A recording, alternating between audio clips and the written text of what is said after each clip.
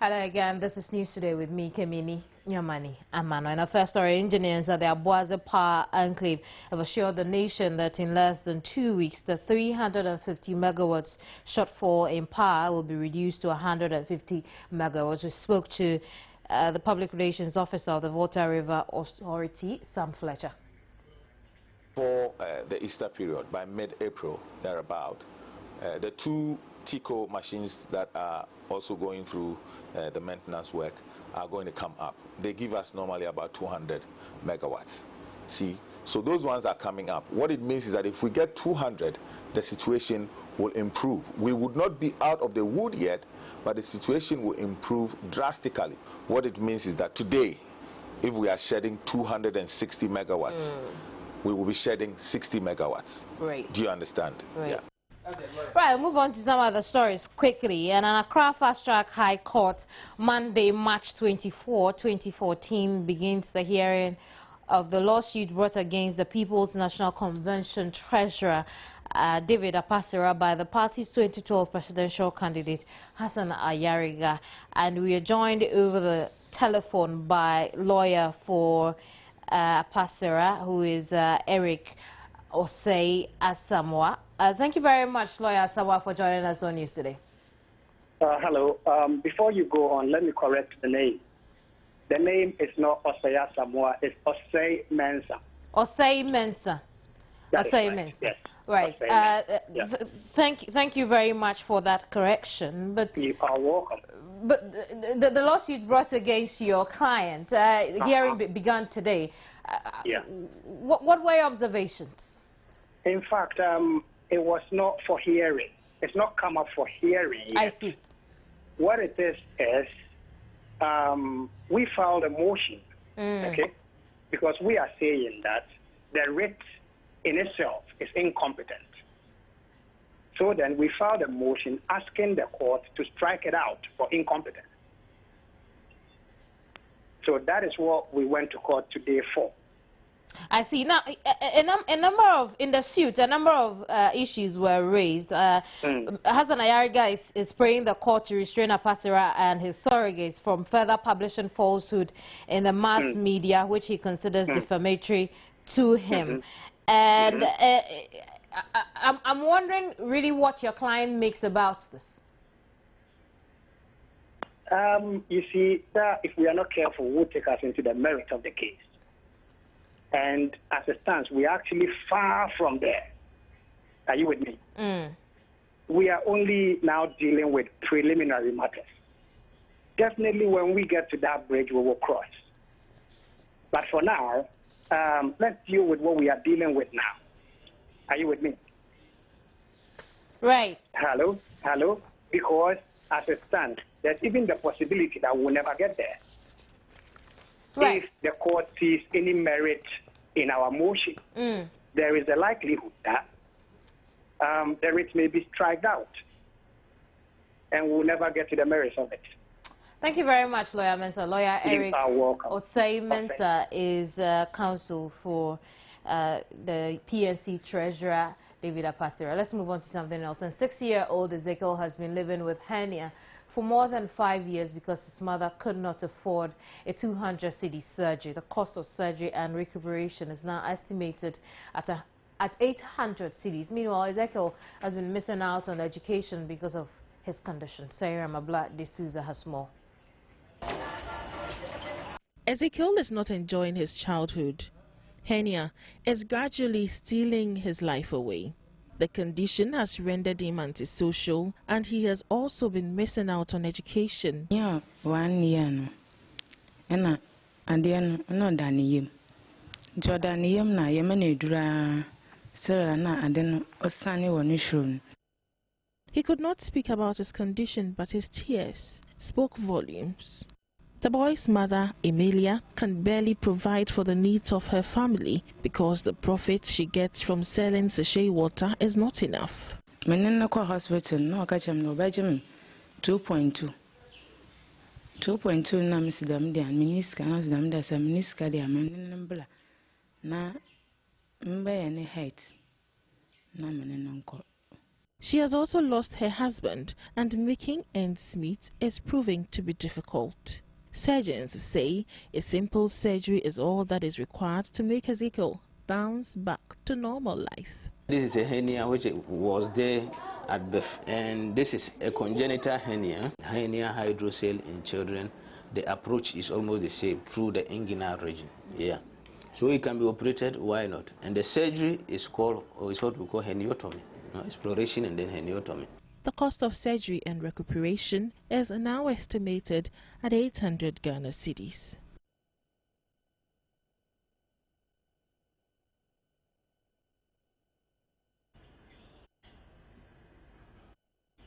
Right, and so the quick update on the story is that Ezekiel has now had help and he's to undergo a surgery for his hernia. But water supply in the Adenta municipality has been a major challenge over the last decade. Residents here have either limited or no access to pipe-borne water. As a result, they have to depend largely on tanker services. Water supply in the Adenta municipality has been a major challenge over the last decade. Residents here have either limited or no access to pipe-borne water. As a result, they have to depend largely on tanker services. And the tiller is about 200 for the type of barrel I use. And it's very hectic. Sometimes the water they bring is purely salt. I may say it's from the sea. And it's embarrassing. Because it's the same water that we use to flush our toilets and to do other things. And it has not been easy for us. A week is 400, that is 2 times. So if you multiply that by the monthly distance, it's very hot, a quillion. So sometimes we also go off, because if there's no money, you cannot go for water. How do you get water? We buy it from the polytank people. They come around, if you need them, they call them. Sometimes. I think 60 Ghana. Others say the supply is not regular as they have to wait for days to get water from the tankers, a situation which also affects business.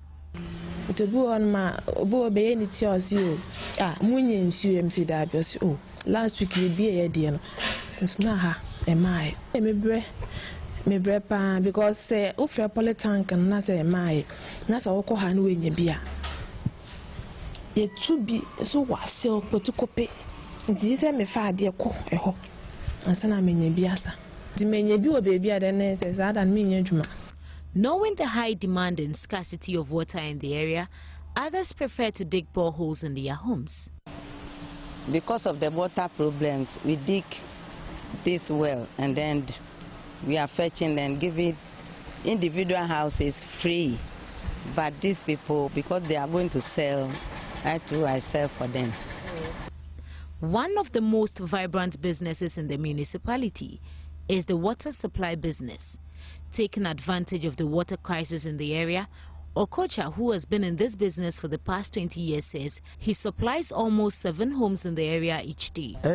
Actually, for different no kucha ko ina alama tarama ku aba example ku chofiaji e me ko ba den tafiaji a do bia me ko na 180 plus 150 akana usbo cho makucho ka smaka ava ide bochwe target wa ku madina ko me ko na 20 Ghana bo me me te va jeni a onye bodo ku shito we dava manya papo nya do akanya me te no fukpon anu fukpon me te no chire kata vo ka ba 3 hours 4 hours na fia ku chire ka bia ku.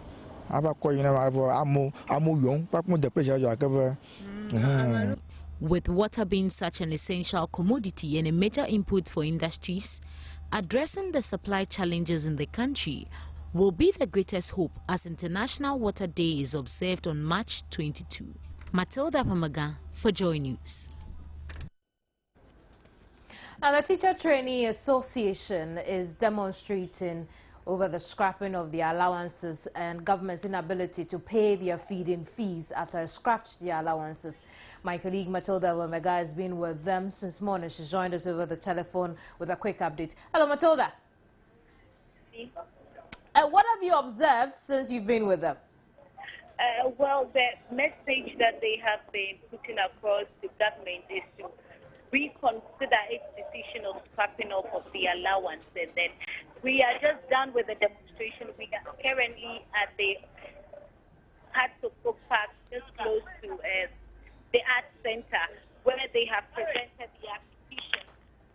To the director in charge of tertiary education, Joynews Today,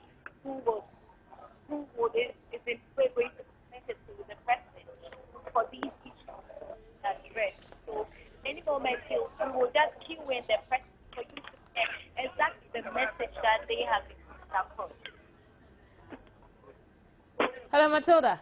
Hello, Kemini. I'm not sure I got that bit. Hello? Yeah, if you could back up for me, I didn't hear you. End of the conversation.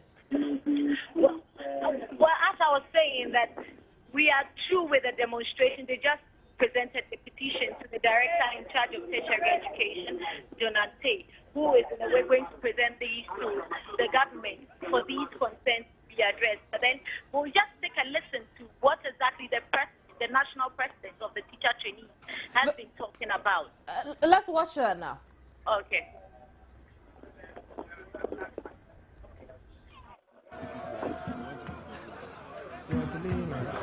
Can we start?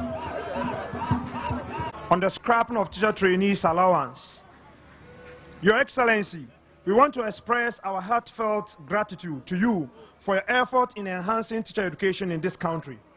However, we want to register our deepest displeasure for the scrapping of teacher trainees allowance and also call for its immediate restoration.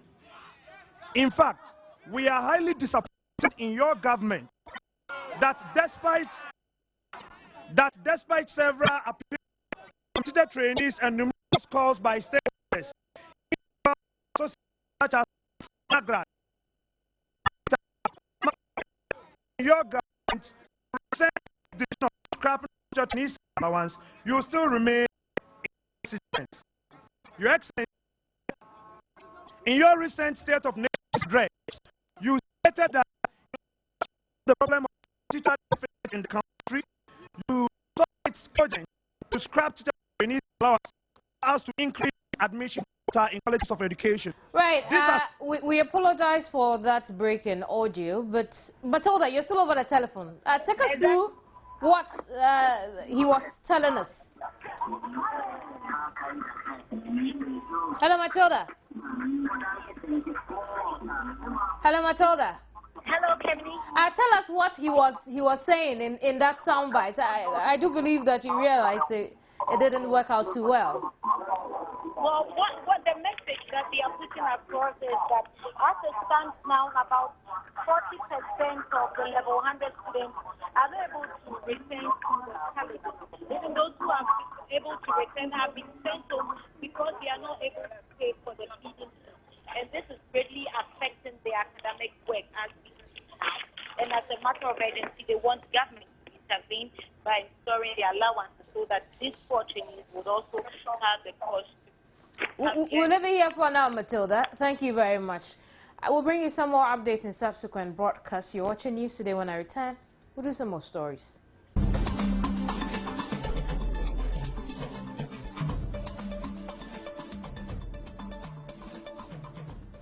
A man, his wife, and 5 children in Akokoma, a village in Ampuaga in the Volta region, who were banished from the town under questionable circumstances, are seeking to return, but are not sure of their safety. The man, whose name we are unable to disclose for security reasons, was banished upon orders from the Togwi Tibu, the chief of Ampuaga, Wadamahe. The man's hometown on grounds that he spiritually killed his grandson 5 years ago, an allegation he denies. Joynews' investigations revealed the paramount chief of the area, Togwi Tepre Hodo, who is a lawyer, had intervened to help the family return as the banishment was without his knowledge. But the situation remains volatile for the family, whose members are now scattered as their father seeks refuge elsewhere. Let's get onto the phone lines now and speak to a member of the family who's also in a hideout. Hello? Hello. You do understand that we are unable to give you names, and so I wouldn't mention her name. Let's probably give her one, Jane. Hello, Jane. Hello. So what exactly, good afternoon to you too, what exactly led to the banishment of your father?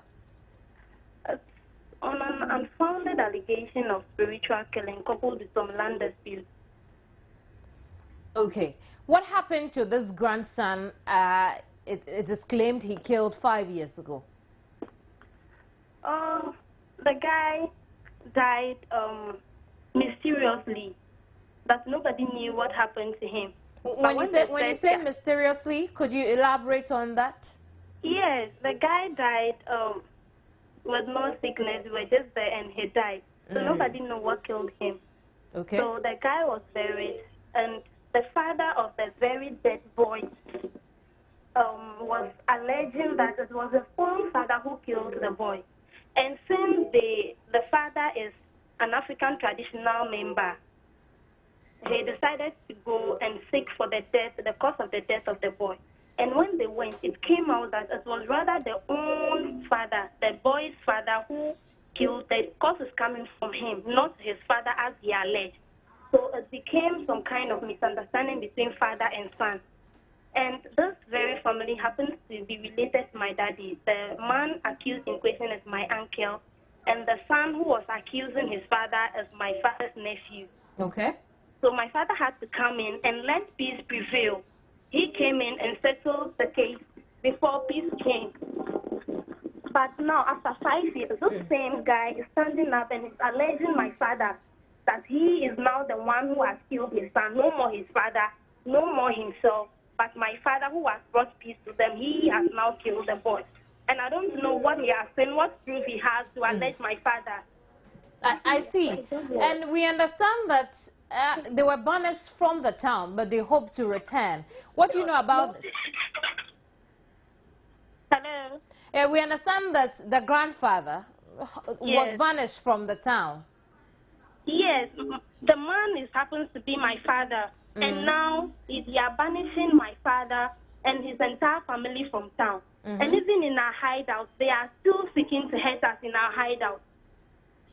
Right, but the paramount chief seems to be on your side. Have you had any interaction with him? I can't tell he seems to be on our side, because when he got the information, he told us that the police shouldn't take the case to the law court. He happens to be a lawyer himself. So he told us that the police shouldn't take the case to the law court.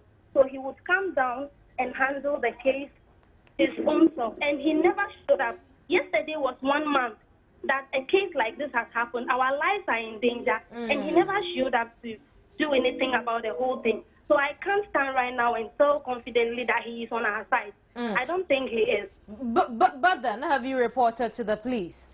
Yes, we have reported to the police the very day the incident took place. Okay. And but they also have not done anything about it as at yet. 1 month now, there has not been any arrest. They've not processed anything. They are not securing us in any way. Do you want to come back home? Well, that would depend if our lives would be safe, because my life is more precious to me than that very land. I see. We'll leave our conversation here for now. Thank you very much, Jane. Thank you. Now, civil society groups campaigning against the Economic Partnership Agreement with the European Union say they will petition President John Mahama on the agreement. The Economic Justice Network comprises the Christian Council of Ghana, Trade Union Congress, and other civil society groups, and are expected to petition President Mahama on the EPA. They're trying to persuade the president not to sign the full pact, as they say it would lead to the total collapse of Ghanaian industries. The EU recently said it has concluded the agreement in principle with West African countries. Again, the EU is working on the establishment of a €6.5 billion fund to take care of the expected loss in revenue when ECOWAS countries open up the economy to goods from Europe. Ghana is expected to lose $300 million in revenue every year if it goes ahead to sign the EPA.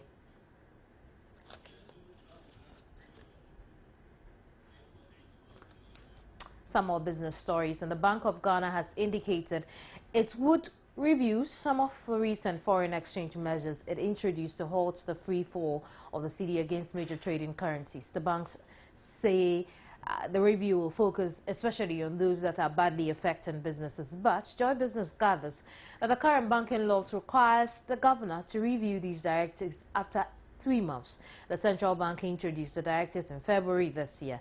The Bank of Ghana introduced the measures with the aim of stabilizing the Ghana cedi, which lost about 5% of its value to the United States dollar. However, a source close to the bank says the review will not affect all the directives, but just those that have brought some hardship to enterprises.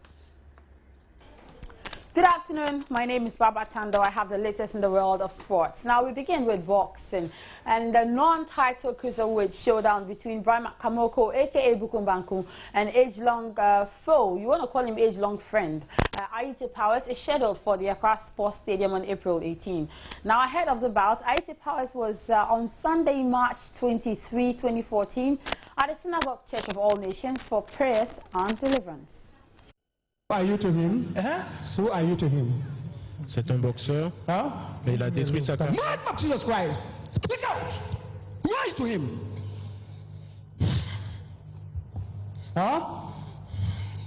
I want to go. Who are you to him? I said I want to go. Se voz de espíritu satánico, dice es un boxeador. I want to go, I want to go. How did you answer him? Espíritus satánicos manifestándose ante el poder de resurrección nuestro Señor Jesucristo en la vida de este hombre. How did you enter him? El Espíritu dice es un boxeador.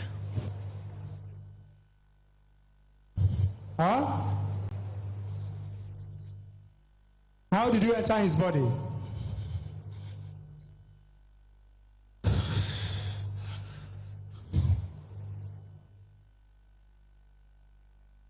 Fire in the name of Jesus Christ.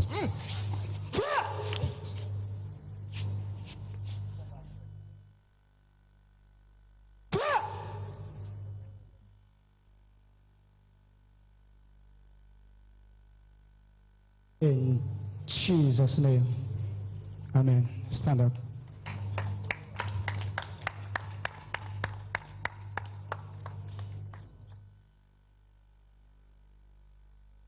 Sobre la reacción inmediata después de la liberación de este hombre, espíritu diciendo es un boxeador, atormentando su vida y su destino en este momento. Escuchemos su confesión. How are you, sir? I'm fine, sir. Do you remember what you said here? The past is over. Give thanks to God. Thank God. Pasado está terminado. God, thank you. God, thank you.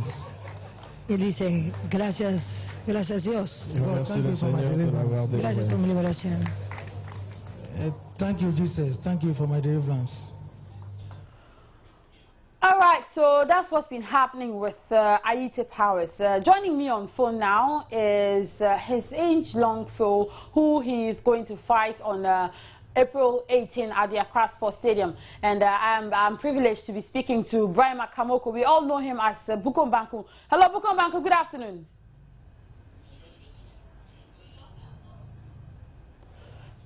All right, we will get to him in a bit. But, okay. Hello, Brahma. Good afternoon. Afternoon. Brahma, how are things going on? How are your preparations towards the fight?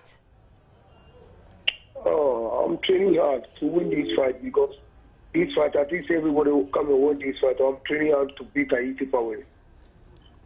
You are training hard to beat Aite Powers. Okay, I'm sure you and I have had this conversation before that, I mean, your preparation will depend on your physical preparation, your psychological preparation, mental preparation, as well as your spiritual preparation.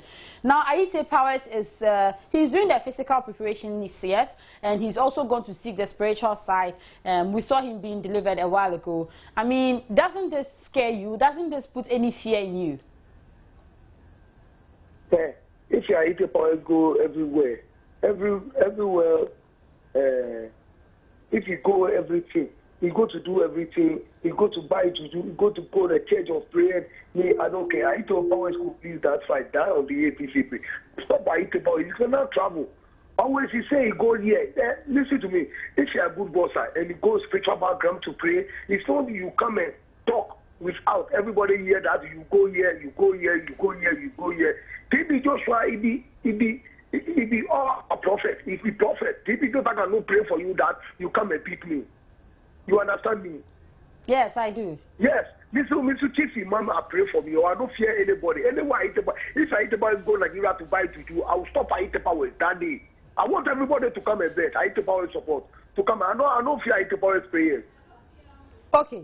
Now, you've been saying around in the media that you are going to stop him in round 7. He says he will stop you in round 6. The fight is already there. The fight won't get to... Hello? Yeah, we don't go round 7. You won't go to round 7? Oh, we know, but earlier stopping. By 2 weeks time, I'll give you the round. 2 minutes? 2 weeks. 2 weeks time. 2 weeks time for the fight, I will give you the round. In 2 weeks time, you give me the round in which you stop him? We'll stop. If I go Nigeria to go and buy powers to come and beat me, I'm waiting for the powers. All powers belong to Jesus. You understand me? Yes, I understand. Yeah, I mean, I'm not fear any juju. I mean, always I pray for Allah because I'm a Muslim. Everything on the Quran, I pray 5 times a day. I'm not fear any juju. I don't fear any power. If I eat powers, this travel to Nigeria to go and buy powers to come and beat me, we are all waiting. I'm waiting for the powers that day.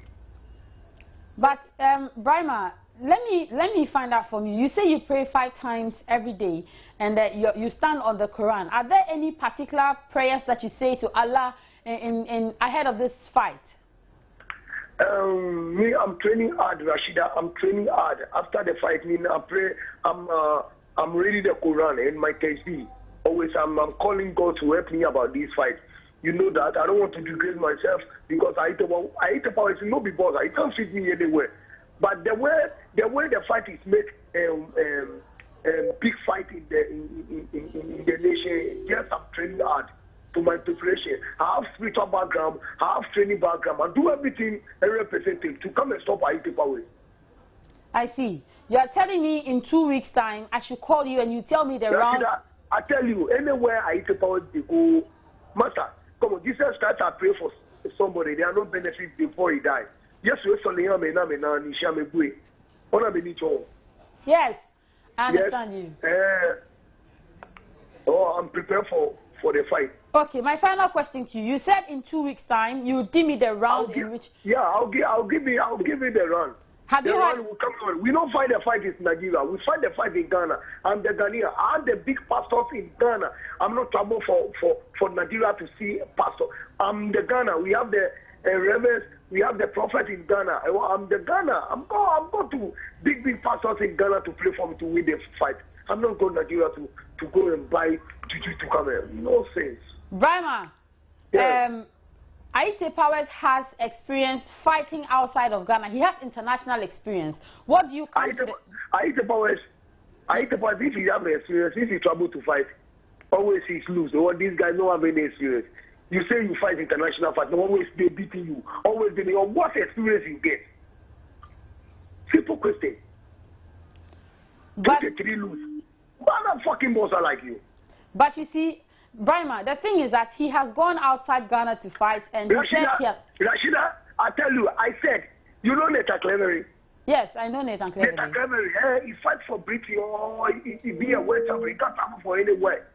You understand me? If somebody say you travel for international, you travel for international, you do what? Are you a world champion? You don't do anything. Anytime we stop you, you are stupid. Okay. So if somebody travel go and fight, it doesn't mean what? You don't benefit anything. Every day, everybody may stop you. You get a head problem. One day. Okay, Brima. Final question to you. People are taking you like a genuine. Always they lose the fight. You fight 400, you fight 500. I'm waiting for the fight. If I eat the voice, go to anywhere, any church, anywhere. I'm waiting for him. Okay, so how much money? How much is the prize money for your boxing bout? For your bout on April 18? How much is the money that you're winning? This one is I don't want to tell you this one because if I tell this one, I know my secret. Okay, no problem. Your final words to your fans and to Ghanaians in general. I want to tell all the Ghanaians, all my fans, Me, I don't think that I have enemy in Ghana. If somebody jealous people, me, I don't care. Everybody there for Ghana is for fun. So I want everybody to come and want the fight. Because you win. Yeah, I'll win the fight. Baima Kamoku, aka Bukombanku, thank you very much for your time this afternoon. He was reacting to his arch rival's deliverance at the Synagogue Church of All Nations over the weekend. Away from that, so just before I take leave of you, Luis Suarez, he equaled Robbie Fowler's 28-goal record for a Liverpool League season with a hat-trick as they kept the pressure on Premier League leaders Chelsea by seeing off Cardiff. And also, Luis Suarez happens to be the first player to have recorded a third hat-trick in a season, in a single season. So some more records being broken over there in soccer. All right, so that will do it for sports. This afternoon is brought to you by the kind courtesy of Cowbell. My name is Baba Tando. The news continues right after the break. Do stay on.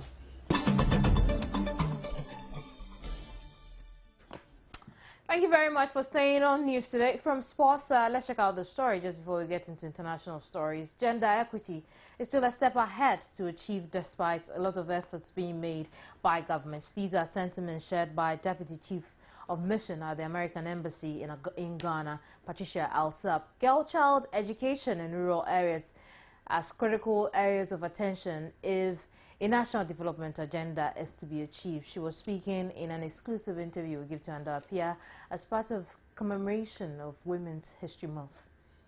Back in 1987 is when we started recognizing, the U.S. Congress recognized Women's History Month. And since that time, every year in the U.S. and in embassies across the world, we have been celebrating Women's History Month. It is something that women should embrace, but also men should realize how important it is that women become a part of society, a part of the development. Women, I believe, must participate in efforts for peace and stability.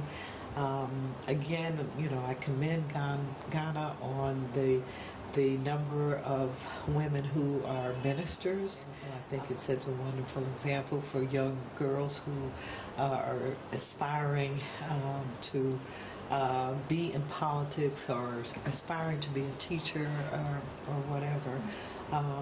But the U.S. Definitely, we celebrate. We celebrate women because we know that women make an important contribution. They have made an important contribution to the development of the U.S. and I believe they're doing the same thing in Ghana. We have programs to lift education levels, and I can speak to Ghana in particular. Through our USAID, we have programs to lift the level of education for everybody, but we've also given scholarships to 7,000 girls in rural areas to make sure that they get the education. We have programs to improve maternal and child health.